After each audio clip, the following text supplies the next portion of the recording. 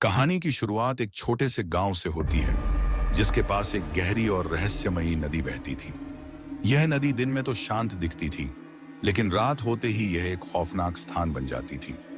गांव के बुजुर्ग कहते थे, नदी में एक चुड़ैल का वास है, जो रात के समय पानी से बाहर निकलती है, और जिसने भी उसे देख लिया, वह वापस कभी नहीं लौटता।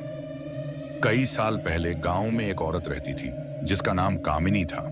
कामिनी सुंदर और शांत स्वभाव की थी, लेकिन गांव के लोग उसे पसंद नहीं करते थे क्योंकि वे उसे अजीब और अलग मानते थे। उसके बारे में कहा जाता था कि वह तंत्र मंत्र जानती है। एक दिन गांव में अचानक कुछ बच्चों की रहस्यमय तरीके से मौत हो गई और लोगों ने इसका दोष कामिनी पर मढ़ दिया। उन्होंने मान लिया कि वह एक चुड़ैल है और इन मौतों के पीछे उसी का हाथ है। गुस्से से भरे गांव वालों ने कामिनी को पकड़ लिया और बिना किसी सुनवाए के उसे नदी में डुबाकर मार दिया।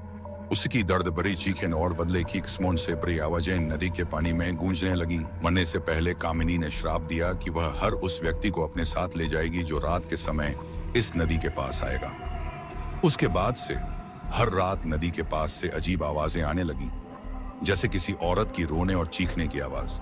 जो भी व्यक्ति रात के समय नदी के पास जाता, उसे पानी के बीच में एक सफेद साड़ी पहने एक औरत दिखाई देती।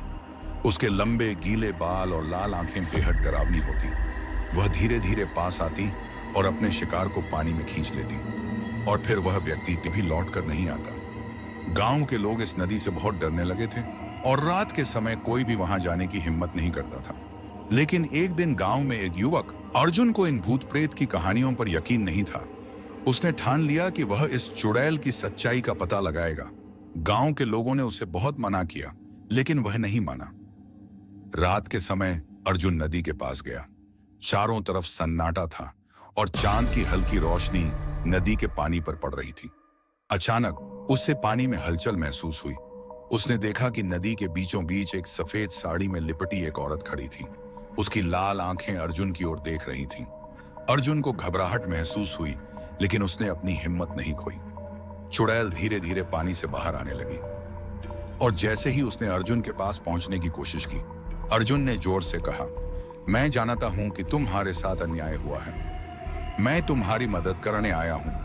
यह सुनकर चुड़ैल थोड़ी देर के लिए रुक गई। उसकी लाल आंखों में अब गुस्से की जगह दर्द दिखने लगा।